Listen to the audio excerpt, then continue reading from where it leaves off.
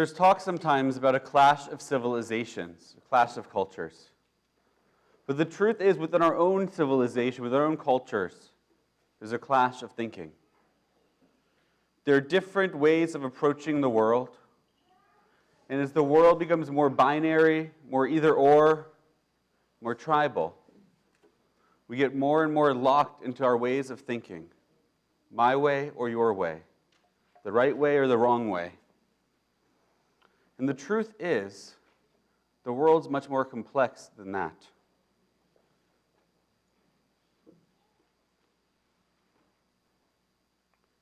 Today, there are many who live their lives very strongly with the value of empathy. And empathy is an important value. It's good. We should have empathy for others. But empathy as a value in and of itself alone can go awry. The psychologist Paul Bloom wrote a book several years ago with the problem with empathy, explaining where this emotion alone, this way of thinking, can lead us wrong. He points out that it's a lot easier, and studies show, that we have stronger feelings when you hear the story or the plight of a single person or a single child. But when you hear about 500 people or 500 children or 500,000 or 1 million, it becomes just a number the more there are. And that our sense of care and concern actually diminishes despite the problem growing. Empathy alone can lead us astray. If you had one person who's in need, who's hungry, $1,000 could really help them, maybe even change their life. But if you have 1,000 hungry people and you have $1,000 to give, splitting that up, because you have empathy for all 1,000 of them, won't buy any of them even a Big Mac. It's a problem. We need more than just empathy. And one of the problems we have as well, going back to that clash within our culture, is there are those who think primarily with empathy and those who think and view the world through a different lens. And those who view the world differently argue back that we need something more than empathy. Simple concern and care isn't going to solve the world's problems. But those who see the world through empathy look at the other and see them as cold-hearted, see them as hateful. We use language rather than discussions and conversations of different ways of figuring out how we can do the most good, how we can create the best world, the best society, the best communities. We use moral language of right and wrong, good and evil, and we're quick to label those who disagree with us as naive. They want to help everyone. They're going to be the end, the destruction, because they don't know where to draw the line. They care more about other people than their own people. Or on the other side, we label those who are concerned first and foremost for our community, for Jews, for Israel. They're racist. They're bigoted. We label those who don't have enough empathy, we think, with language that shuts down conversations, shuts down debate, shuts down our chance of finding a real solution to our problems.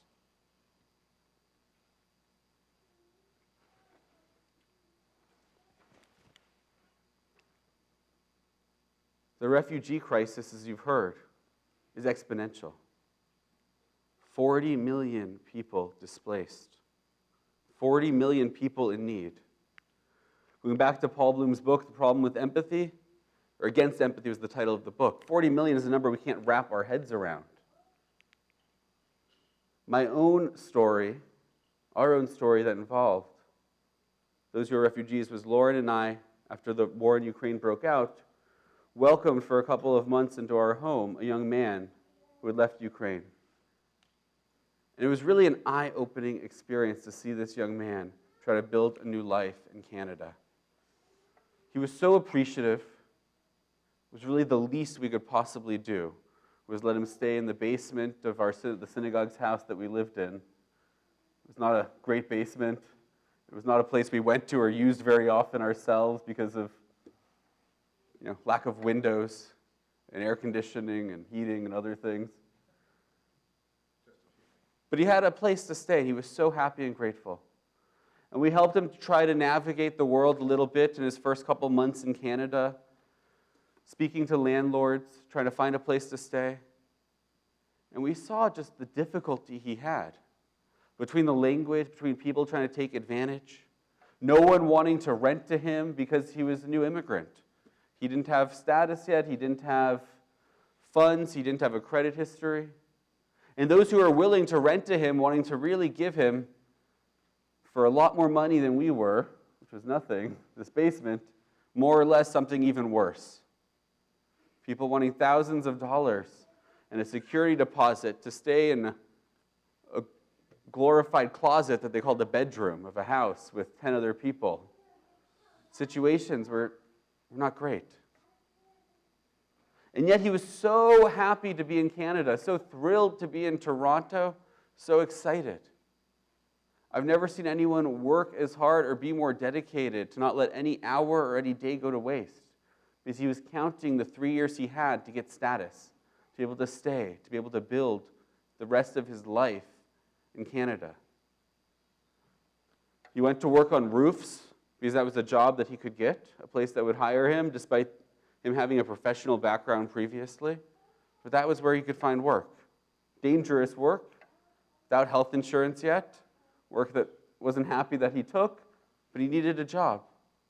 And he refused to take handouts because he came from a family that had means back home. He had money, he could pay for things, he didn't want handouts, but he wanted to build a life. He wanted to learn English. And every day he had a new grand plan. He was going to move to this province or this city or that city. He heard of an opportunity over here, even though he knew nobody there. He was going to move across the country because he heard of an opportunity that despite 3 years of difficulty, it might mean he could stay in Canada and build a home and a life here. He never wanted a moment to waste. Well, we helped him get settled in Toronto for 5 or 6 months. Eventually, he moved to the West, where life was a little more affordable. There was maybe a little more opportunity. It was a little easier to get certain permits. Seeing him and where he came from, and he came to Canada already speaking some broken English, much better than my Ukrainian or my Russian. 6 months later, when I saw him after he left, when he came back to visit, I was shocked. His English was, he knew words I don't know, because he was so dedicated. But seeing him one-on-one put a face to this problem of the refugee crisis, put a face for me to these numbers of 1,000, 10,000, 100,000, 1 million, 40 million people like him who are looking for a better life. And the truth is, we can't do that for 40 million people. As a country, as a city, as a community, we can't resettle 40 million people. And conversations need to be had of what are the best ways to use resources, who needs them the most, how can our resources give the most help. But it's easy to say that with a big number, but we forget about the faces, the individuals. As you heard, the commandment to love the stranger because we were strangers. It's the most often repeated mitzvah in the Torah. There's 36 different variations of that, including one, to not hate the Egyptians because we were strangers in the land of Egypt. Before there were Egyptians who mistreated us, there were Egyptians that welcomed us. Before there were Egyptians that slaved our ancestors, there were Egyptians that made sure that our ancestors had food and a famine and a place to call home.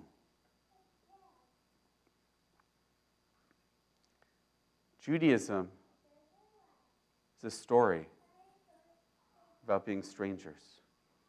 And we live in a time now that's not happened in over 2,000 years, where we have a sovereign state, the state of Israel, where we have a powerful military, we have the power of life and death in a way we've never had in millennia. There are conversations that are complex, that are nuanced, that are done a disservice when we just simply claim, we have empathy and you don't, you're a bigot, you're hateful. Or on the other side, you're naive, you're going to destroy us. because you care more about others than about ourselves, our own people. It's the famous words of Hillel. If I'm not for myself, who will be for me? But if I'm only for myself, who am I? We have to find a way to blend it. We have to find a way to live in both worlds. Our Parsha this week begins with the story of Yitro, Moses' father-in-law, the Midianite priest who joins the Israelites, who attaches himself to our people, who attaches himself to their journey and their wanderings in the desert, who leaves his home, leaves his wealth, leaves his power to throw his lot in with the Jewish people. The Rabbi Ibn Ezra, a medieval rabbi, tells us that actually the story of Yitro happened after the giving of the Ten Commandments. But the Torah moved it here to give us a powerful lesson, to connect it with what came before last week, the story of Amalek, to remind us that it's easy to think that those in the non-Jewish world are all Amalek, or all anti-Semites, or all hateful, would do anything they could to take advantage, to destroy us if given the opportunity. Given our history of over 2,000 years of facing persecution anywhere we've ever gone, given our history in the last 6 months of seeing the hate and the vitriol in our city, here and in our country, it's easy to think that everyone else is an Amalekite. Everyone out there would hate us if given the chance. But for some, they live in the world where everyone is like Yitro. Everyone is a righteous Gentile. Everyone is there to throw their lot in to support us, because that's what a decent person would do. The truth is, the world's more complex. Not everyone in the world is decent. Not everyone in the world is good. There is evil that exists. There is hate that exists. But it's so easy to get into the thinking that everyone is Amalek. So Ibn Ezra tells us our Parsha begins with the story of Yitro to remind us that despite there being so many out there who are Amalek, there are so many who are like Yitro. There are so many who want to stand with us, who want to build a different world, a better world, who want to make our culture richer and their culture richer by sharing our cultures, who want to make our family richer and their family richer by becoming one family, by standing together, by supporting each other, who want to build a society and a community and a world by standing together united. It's easy to see those on the other side of our own position, to throw a label on them. But the truth is, our Parsha is clear. We need both ways of thinking. We have to remember our story as a people, that if we don't worry about each other, and we don't stand with each other, we don't support each other, we don't have a future. But also, if we forget about others, if we forget about those beyond our community, what is it we're preserving? The Jewish story is one of being strangers,